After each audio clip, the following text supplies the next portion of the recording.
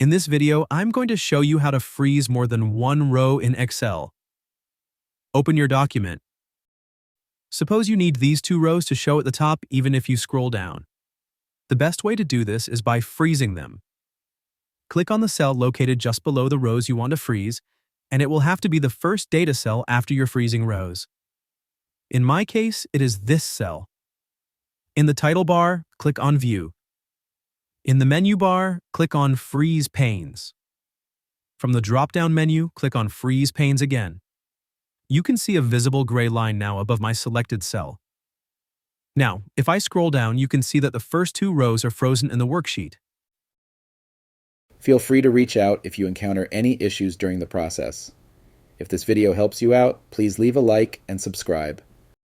Comment below if you have any questions. If you need further assistance, consider hiring a professional using the link in this video below.